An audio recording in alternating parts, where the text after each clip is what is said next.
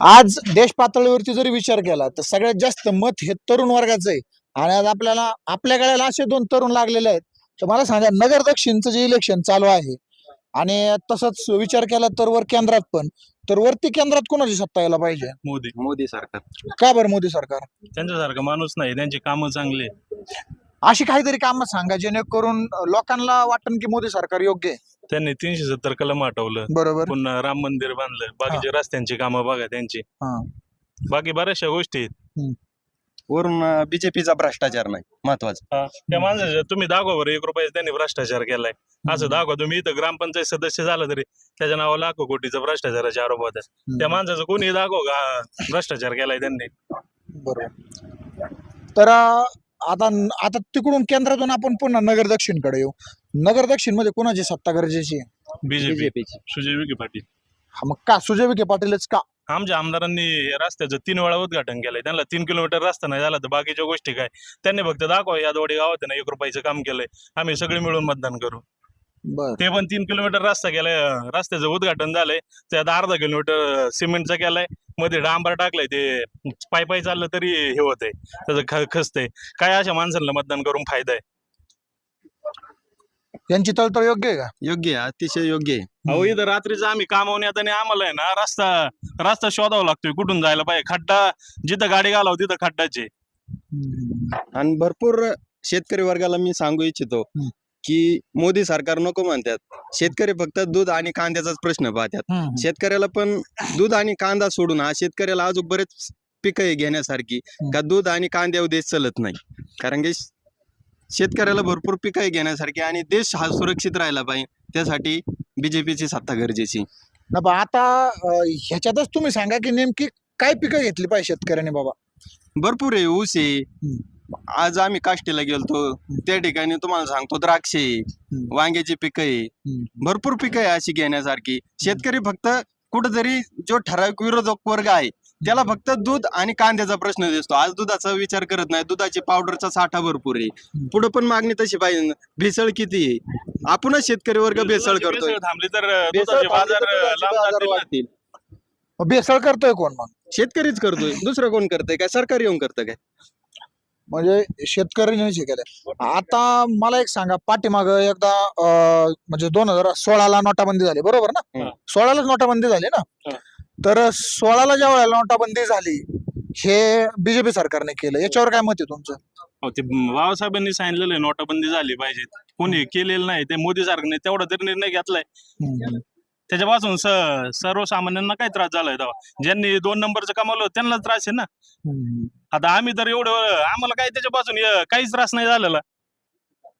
वैयक्तिक शेतकरी माणसांना पण त्याचा काही त्रास होण्याचं कारणच नाही काय. जे नोटाबंदी झाली म्हणजे ज्यांनी 2 नंबरचं कमावलं त्यांना त्रास झालाय त्या गोष्टींचा. विकेंडकडून अजून काय कामं होणं अपेक्षित आहेत? हे बघा, खासदारांनी काय अशी गावात येऊन तुमच्या कामं नाही केली पाहिजे. त्यांनी रस्त्याची बाकीची मोठी जी कामं आहेत देशावरती बोललं पाहिजे. संरक्षण चांगलं आहे मोदीचं. मोदीच्या काळात कुठं काही प्रॉब्लेम झालेला नाहीये किंवा आतंकी हमले नाही, काय नाही एवढे 5 वर्षात मागच्या. आणि झाले तरी त्यांनी त्याच्यावर कठोर निर्णय घेतलेले आहेत ना. काँग्रेस सारखं तर नाही केलेलं बाकीच्या गोष्टी. काय वाटतं तुम्हाला? बरोबर आहे, योग्य आहे. तर म्हणजे वरती केंद्रात मोदी पाहिजेत म्हणून तुम्ही विखेनला मत करणार आहात का विखेनला मत करणार आहे म्हणून मोदी पाहिजेत? नाही, वरती तसं पाहिलं तर मोदी सरकारच येणार आहे. खाली दुसऱ्या पक्षाचं खासदार होऊन फायदा काय? जिल्ह्याचा विकास होणार नाही. आणि सुजय विखे पण तरुण आणि तडफदार आहे आणि कामाला सक्षम आहे. तसे आमचे आमदार 4.5 वर्ष सत्तेत राहून त्यांना कामं करता नाही आली तर पुढे काय करणार आहे ते?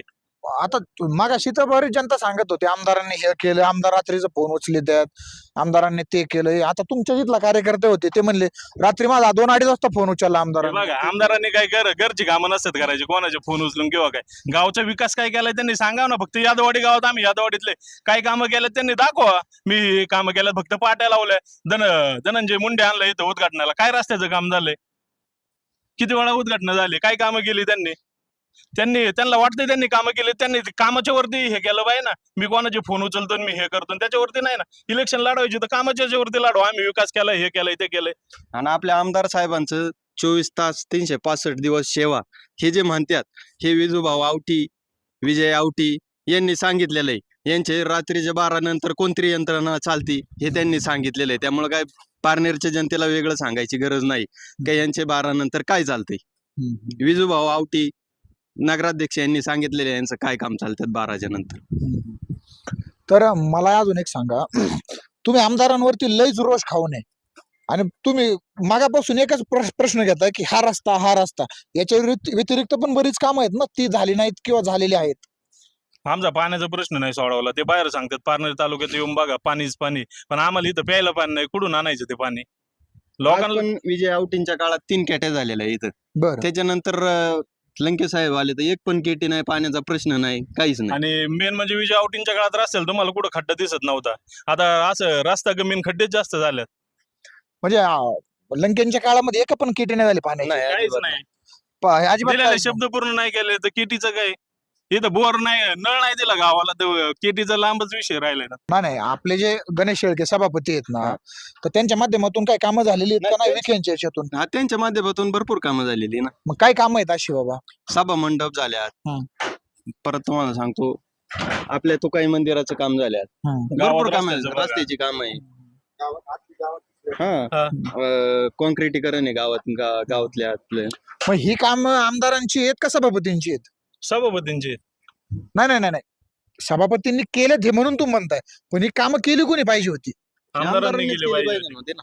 मग तेच मी म्हणतोय, मग अजून बाकीचे प्रश्न कोणचे आहेत का जे व्हायला पाहिजे होते आमदारांच्या काळात ते झाले नाहीत बाबा? आमदार म्हणतात आता आम्ही संसद बंद पाडू. त्यांना इथं महाराष्ट्र राज्यात नाही काय विधान परिषद विधानसभा नाही बंद पाडता आले तर झाले संसद बंद पाडायला. शेतकऱ्यांचा प्रश्न ते काहीच नाही करू शकत, फक्त त्यांची स्टंटबाजी. आणि स्टंटबाजीन ते म्हणतात मला राहायला घर नाही, माझं गळक घर आहे. मग याच्यावरून आपण पारनेरच्या आणि नगर दक्षिणच्या लोकांनी याच्यावरून एकच अभ्यास घ्यायचा, ज्या माणसाला आपल्या घर सुधारता येत नाही तो नगर दक्षिण काय सुधारवणार आहे? ज्याला आपला घर नीट करता नाही आलं तर तो आपल्या नगर दक्षिणचा काय विकास करणार आहे? घर काय वडिलांना राहण्यासाठी ते चांगले रूम मध्ये राहतात. तर दुसरा एक मुद्दा मला असा होता, आता ह्याच मुद्द्यावरती तुम्ही आले का त्यांना राहायला घर नाहीये, तर ह्या मुद्द्यावरती तुम्ही आले त्यांना घर नाही राहिला. मला एक सांगा, तुम्ही म्हणताय शेतकऱ्यांसाठी त्यांनी केलं नाही, पण एक त्यांची व्हिडिओ व्हायरल होती की कांदा प्रश्नावरती त्यांनी आंदोलन केलं होतं. त्यावेळेची जी व्हिडिओ होती त्याच्यावर काय मत ती वाटतं? फक्त स्टंटबाजी. स्टंटबाजी. ते पुन्हा मराठा समाजासाठी आंदोलन केलं होतं, ती पण स्टंटबाजी होती. जर त्याला मराठा समाजाचा एवढाच कळवळ होता ना, तर जरांगे पाटील इथं आले होते त्यावेळेसच राजीनामा द्यायचा होता. त्यांनी फक्त खासदारकीचं इलेक्शन लागलं म्हणून राजीनामा दिला. त्यांचं बाकी त्यांना मराठा समाजाचं काही हित नाही पडलेलं, बाकी कुठल्याच गोष्टी. त्यांना फक्त खासदार व्हायची आणि बाकीचे घरचे आमदार कोणी जेडपी सदस्य त्यांना फक्त जे झालंय ना बाहेरच्या तालुक्यांनी किंवा फक्त घरातली माणसं कुठं सत्तेवर जातील एवढं बघायचं त्यांना, बाकी काहीच नाही त्यांच्या ह्याच्यात. पण विखेंनी तर त्यांच्या विरुद्ध एक डमी निलेश लंके उभा केला होता असं जनतेचं म्हणणं आहे. जनतेचं जनतेचं नाही, सॉरी, त्यांचंच म्हणणं आहे. कोणाचं? आमदारांचं म्हणणं असं आहे की आता त्यांनी पराभव स्वीकारलेला आहे. हे विखेंना त्यांनी त्यांना टीका केली हे होती. त्यांना 4 जूनला कळून जाईल निकालाच्या दिवशी पराभव कोणाचा आहे. सुजय विखेंना निलेश लंकेला दुसरा डमी उमेदवार उभं करायचं, कारण लंके काही म्हणू शकतात आज. मग हा मग उद्या डमी पडल्यावर म्हणतील मला पण सुजय विखेंनी सांगितलं होतं दुसरा तगडा उमेदवार उभं करायचं तर तुम्ही राहू उभे, मी सहज निवडून येईल. त्यासाठी ते म्हणतील असं की मला त्यांनीच उभं केलं होतं पुढे, कारण की विधानसभा लढवायची त्यांना आता पडलं. विधानसभेला समजा निलेश लंके जर खासदार झाले तर विधानसभेला कोण उमेदवार उभे करतील? ते दुसऱ्याला संधी देतील? लंके दुसऱ्याला कोणाला संधी देणार आहे? म्हणजे अहो, त्यांनी नंतर पक्ष बदल केला. त्यांनी त्यांच्या बायकोला शिवसेनेतून निवडून आले होते, त्यांनी राजीनामा द्यायला पाहिजे होता ना. त्यांनी त्यावेळेस राजीनामा का नाही दिला? त्यांचं फक्त घरात सत्ता पाहिजे, बाकी काही नाही. याच्यावरती काय वाटतंय? आता हे म्हणतात त्यांना घरात सत्ता पाहिजे, पण निलेश लंके म्हणतात ते राजपुत्र आहेत आणि म्हणजे विखे राजपुत्र आहेत आणि त्यांची 50 वर्षापासून सत्ता आहे. हे पण एक योग्यच आहे ना. योग्यच आहे. काम हा. करणाऱ्या माणसाला राजपुत्र असो नाही तर कोणी असो, हा. सत्ता घरात असो, काम करणारा माणूस असो, पण त्या तो त्यांच्या शेवटपर्यंत घरात 50 वर्ष सत्ता आहे, पण त्यांचा एक शब्द आहे का असं कोणाबद्दल वाईट बोललेला? यांचं 4.5 वर्ष झाले कुठं पियायला म्हणतात त्याचा बाप येतोय, अशी बोलण्याची पद्धत आहे का त्यांची? आता कार्यकर्त्यांवरती ज्या वेळेला प्रशासनाकडून हालचाल झाली त्यावेळेला ते चिडून बोलले असं जनतेचं म्हणणं आहे. कायदा सुव्यवस्था कशासाठी? यांनी जर त्यांनी जर कायदा असं केलं सुव्यवस्था तर जर त्यांचे नाही कार्यकर्ते पाळला, काय करते? तर त्यांना एखाद्या काय मारतील करणार? ना. आज बिहार व्हायला काय वेळ लागतोय मग? तसंही झालंय जे पार्टनरचं बिहार. कसा झालाय पारनेरचा बिहार? 1-2 उदाहरणं काही? अहो, आमच्या पारनेर तालुक्यात तुम्ही दाखवा सुपा MIDC कोण जवळच्या माणसांना कुठं कामं भेटल्यात, काय झालंय?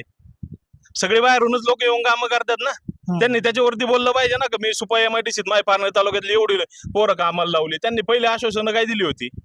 आता म्हणतात आम्ही या ठिकाणी MIDC करू. काय हप्ते खायला? आणि मध्ये ज्या 4 कंपन्या इथून निघून गेल्या त्याला कारणीभूत कोण होतं? यांचे हप्ता वसुली स्वतः निलेश लंकेच कारणीभूत आहे. बर, मग निलेश लंके हे MIDC मध्ये गुंडागिरी करतात असं विखेंचं म्हणणं आहे, हे खरं आहे का? 100% खरं आहे. काही कसं काय? चुकीचं नाही. कसं काय? अहो कंपनी इथून जायला लागल्या हप्ताखोरीमुळे, याच्यावरून तुम्ही समजून घ्या ना. याच्यावर काय मत आहे तुमचं? बरोबर आहे. माझंच नाही, साऱ्या जनतेचं मत आहे. फक्त फक्त बोलून आहे ना, दाखवा. काय होतं विषय माहितीये का, लोक आहे ना आतापर्यंत बोलत नव्हते. यांनी ज्यावेळेस आमदारकीचा राजीनामा दिला ना, त्याच्यानंतर पारनेर तालुक्यातूनच बघा तुम्ही किती लोक विरोधात जायला लागले. ते लोकांना त्रास झाल्यामुळेच बोलतात ना. आज आम्ही त्यांच्या विरोधात मागच्या पंचवार्षिकला माझ्याकडे फोटो आहे, मी त्यांना मतदान केलं होतं. बर, आता काही इच्छा नाही मतदान करायचं. त्यांनी पण विचार केला पाहिजे ना थोडा. आता तू म्हणताय ते हप्ते गोळा करतात, विखे म्हणताय ते हप्ते गोळा करतात, पण लोक तर त्यांना वर्गणी गोळा करून देतात. ते व्हिडिओ आले ना त्याचे वर्गणी गोळा करणाऱ्याचे, पण कसे? स्वतः पैसे द्यायचे आणि सांगायचे जा पुढं सभेत आलं की तुम्ही पैसे द्या लंकेनला.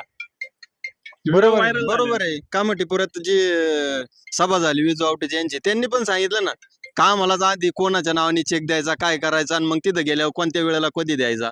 सगळ्या जनतेला, जनता आज सगळे सुशिक्षित आहे आणि सगळे हुशार आहे. काही कोणाला सांगायची गरज नाही.